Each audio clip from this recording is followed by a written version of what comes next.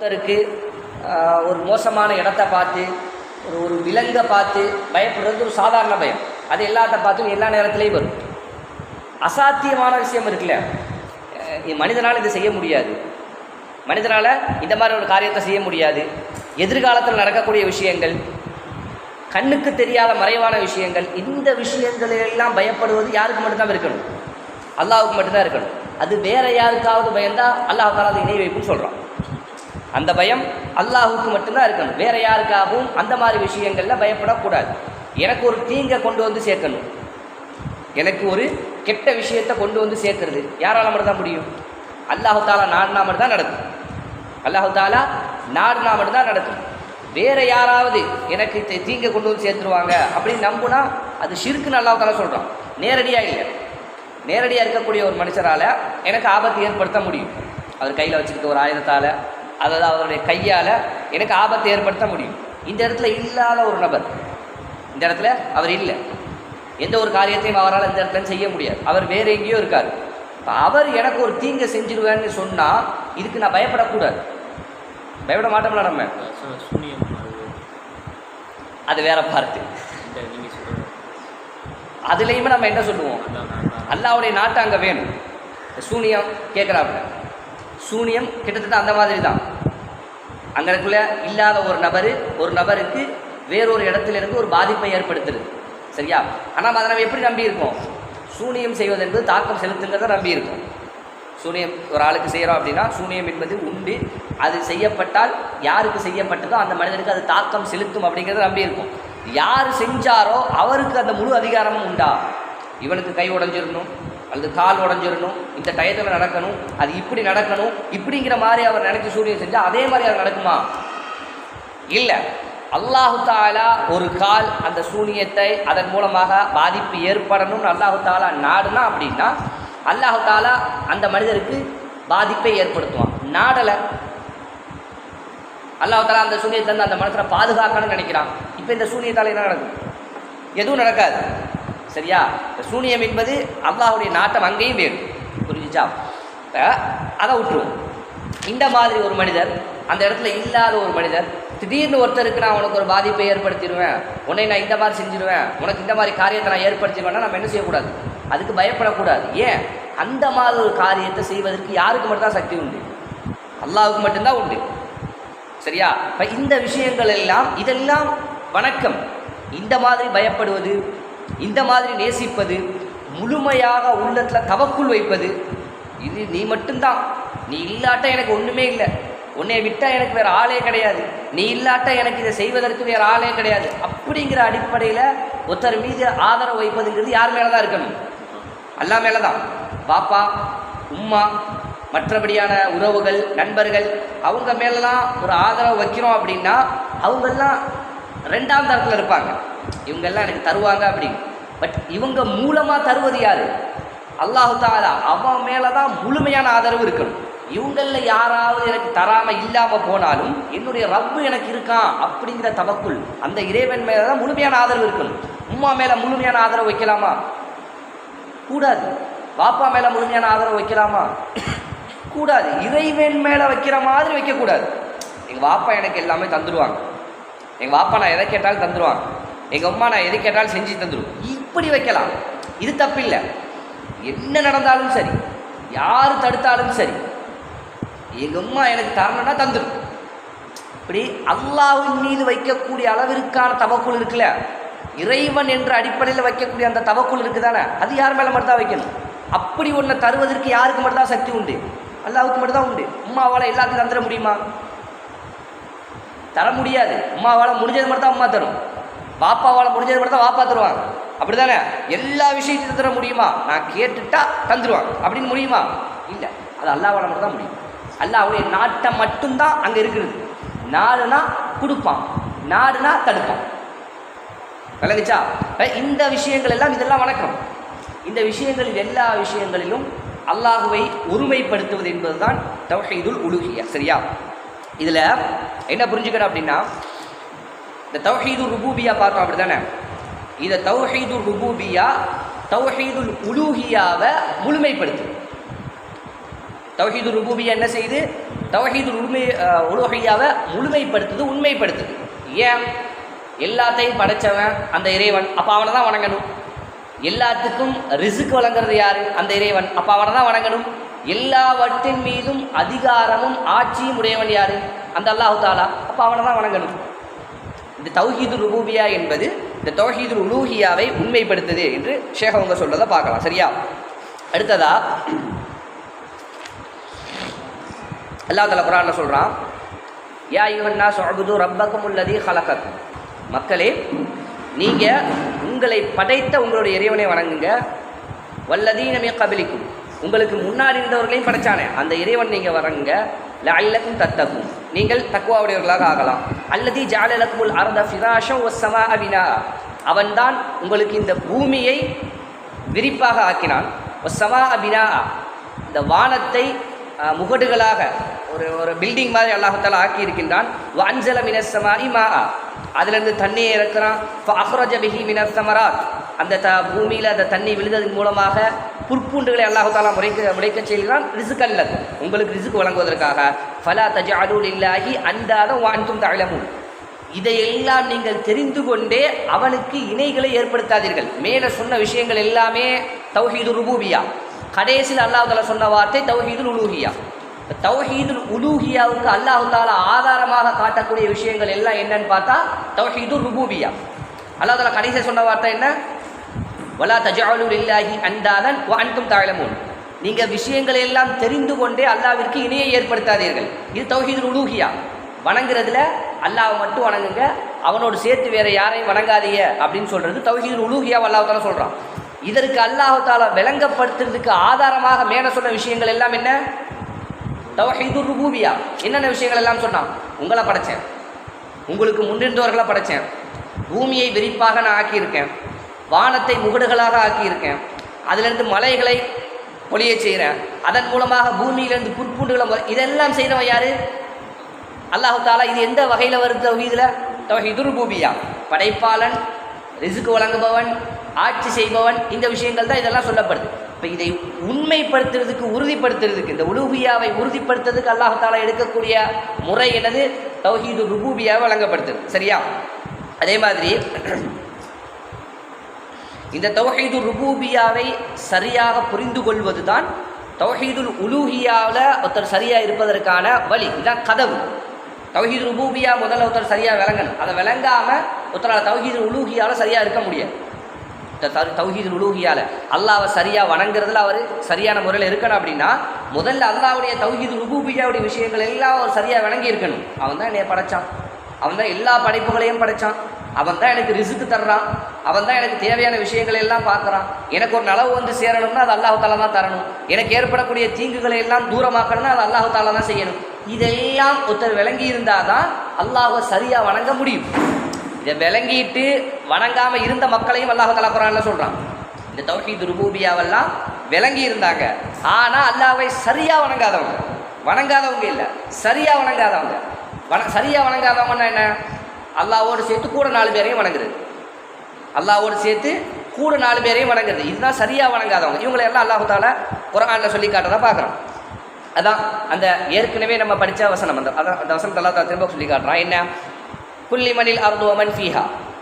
நிறைய நீங்கள் அவங்கள்ட்ட கேளுங்க, இந்த பூமியில் இருக்கிறதெல்லாம் யாருக்கு சொந்தம் அவங்கள்ட்ட கேளுங்க. அவங்க என்ன சொல்லுவாங்க? இன்குந்தும் தாளமும், நீங்கள் அறிவியர்களாக இருந்தால் இந்த பூமியில் இருக்கக்கூடிய விஷயங்கள், இந்த படைப்புகள் எல்லாம் யாருக்கு சொந்தம்னு யார்கிட்ட அல்லாஹ் தஆலா கேட்க சொல்கிறான்?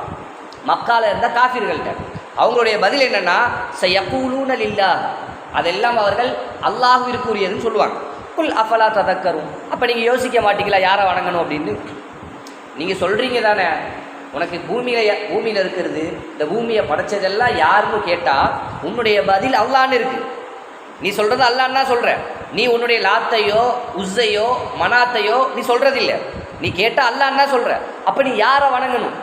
அஃபலா ததக்கரும், நீ யோசிக்க மாட்டியா? அல்லாஹ் தஆலா கேட்க சொல்கிறான். அதே மாதிரி குல் மர் ரப்பு சமாவாத்தி சபஅ ரப்புல் அர்ஷில் அதீம், மகத்தான அரிசுக்கு சொந்த காரணம் 7 வானங்களுக்கு ரப்பாகவும் யார் இருக்கா அப்படின்னு அவர்கள் கேட்டான். சயக்கூலூன லில்லாஹ், அவர்கள் அந்த இடத்திலும் அதெல்லாம் அல்லாஹ்விற்கு உரியது அப்படின்னு தான் சொல்லுவாங்க. அவர்கள் இந்த வானம், வானத்திற்கு மேலே இருக்கக்கூடிய அந்த மகத்துவமான அரிஷு, இதெல்லாம் யாருக்குரியதுன்னு கேட்டாலும் சயகூலூன லில்லாஹ், அவர்கள் அல்லாஹ் என்ன சொல்கிறாங்க, குல் அஃபலா தத்தகூன், அப்போ நீங்கள் அவனை பயந்து நடந்துக்கிற வேணாமா?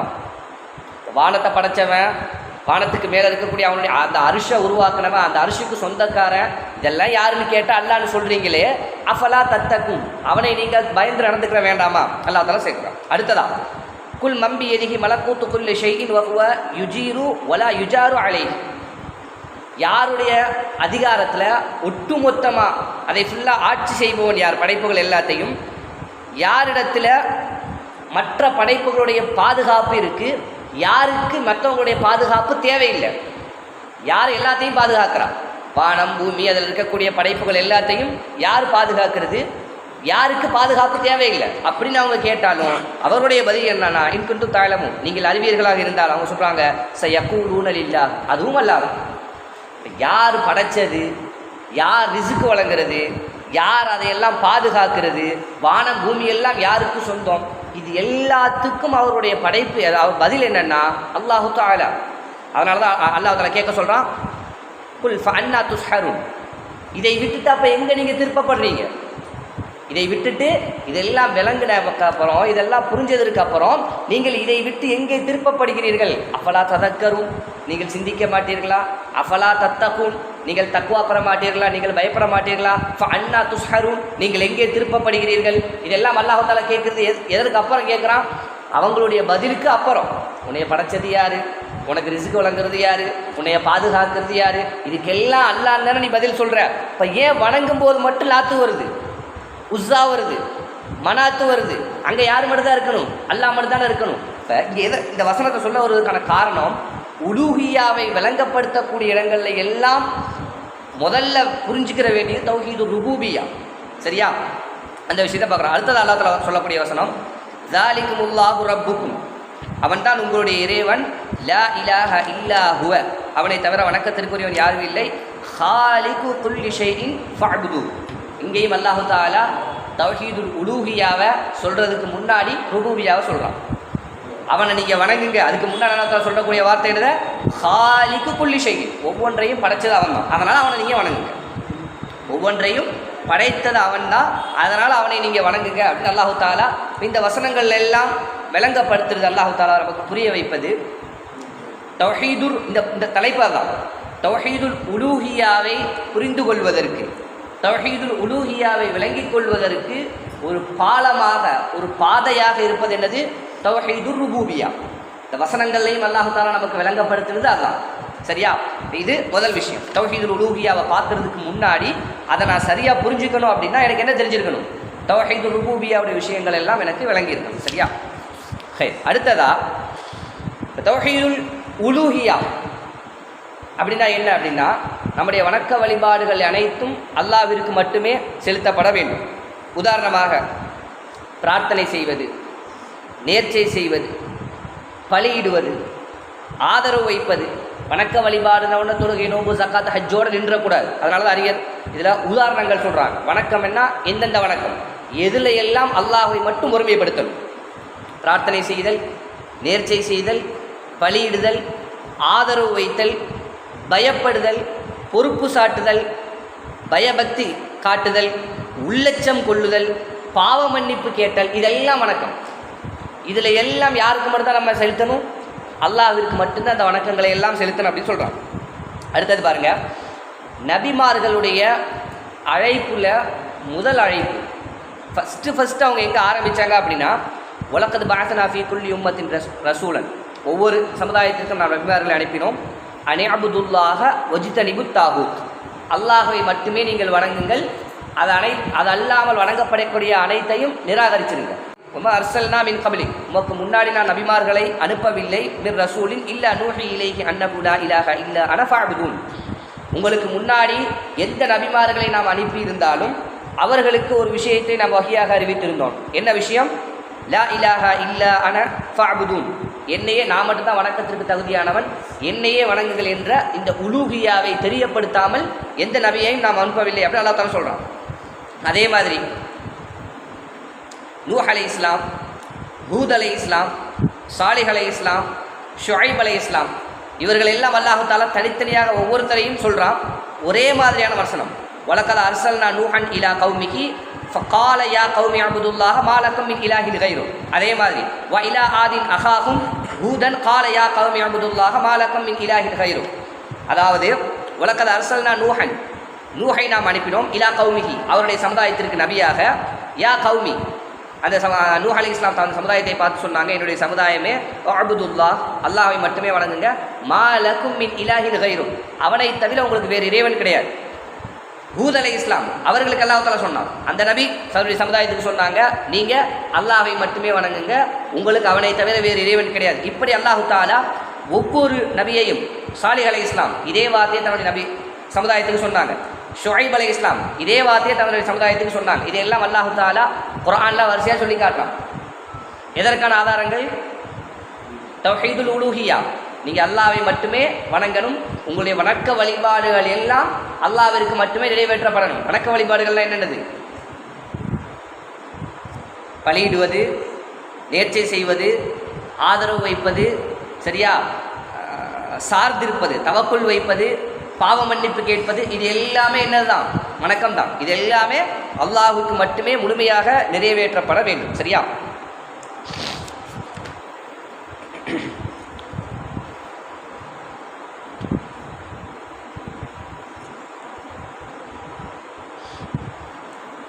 ரெண்டாவது, அல்லாஹ்வுக்கு இணை வைக்கக்கூடிய விஷயங்கள் தோன்றுவதற்கான காரணம் இந்த உலூஹியால தான். இந்த உலூஹியாவுடைய விஷயத்தை சரியாக புரிந்து கொள்ளாதது தான் அல்லாஹ்விற்கு இணை வைப்புகள் ஏற்படுவதற்கான காரணம். ஏன்னா இதுக்கு முன்னாடி நம்ம பார்த்தது என்ன? அந்த மக்கள் எல்லாமே தௌஹீது ருபூபியால் சரியாக இருந்தாங்க. அல்லாஹ் தான் படைச்சான், அல்லாஹ் தான் ரிஸ்க் தர்றான், அல்லாஹ் தான் எங்களுக்கு வாழ்வாதாரம் தர்றான், அல்லாஹ் தான் எங்களை ஆட்சி அதிகாரம் அவனுக்கு தான் உடையது, இதெல்லாம் அவங்க சரியாக சொல்லிட்டாங்க. வணங்குகின்ற விஷயத்தில் அல்லாஹோடு சேர்த்து இணை வச்சாங்க. அல்லாஹ் தாலா சொல்கிறான், இன்னல்லாஹ் லா யக்ஃபிரு அய்யுஷ்ரக பிஹி, அல்லாஹு தாலா தனக்கு இணை வைப்பதை மட்டும் ஒரு காலமும் அல்லாஹு தாலா மன்னிக்க மாட்டான்.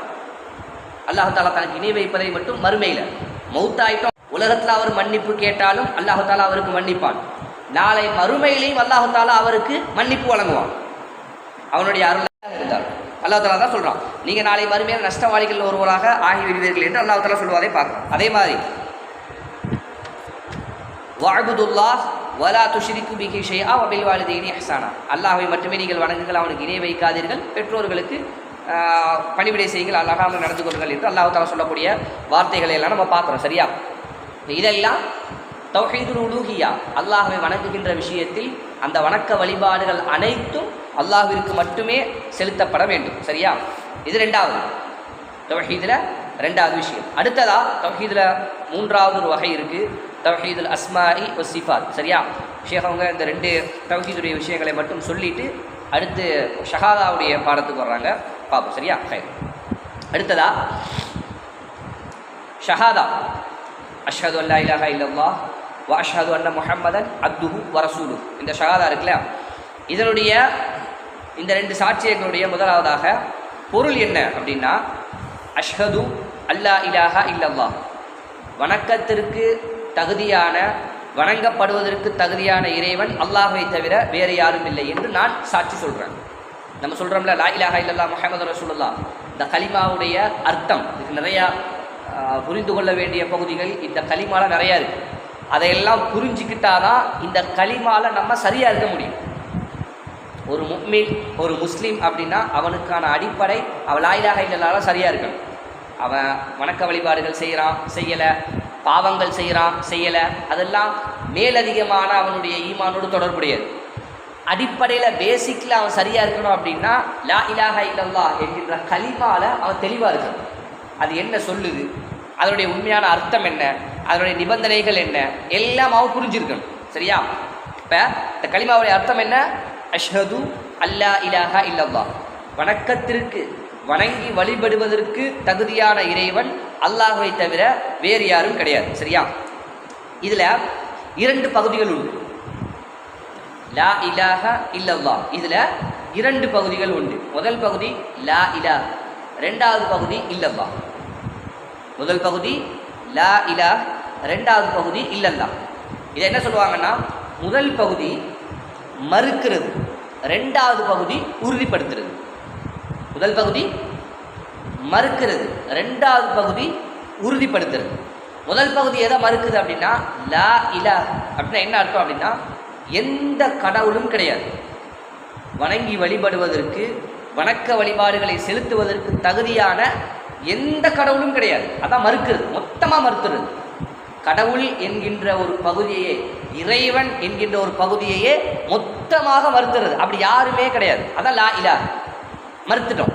ரெண்டாவது இல்லல்லாஹ், அல்லாஹுவை தவிர, அல்லாஹுவை மட்டும் அந்த இடத்துல உறுதிப்படுத்துறது. விளங்குச்சா? லா இலாஹ இல்லல்லாஹ் கலிமாவுடைய அர்த்தம் விளங்குச்சா?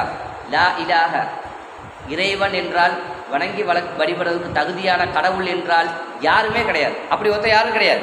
இல்லல்லாஹ் அல்லாஹுவை தவிர. இப்போ வணங்கி வழிபடுவதற்கு தகுதியான இறைவன் அல்லாஹ் மத்தாலா மட்டும்தான், அவனை தவிர வேறு யாரும் கிடையாது. சரியா? இப்படி ரெண்டு பகுதி இந்த கலிமால இருக்கு. அடுத்ததா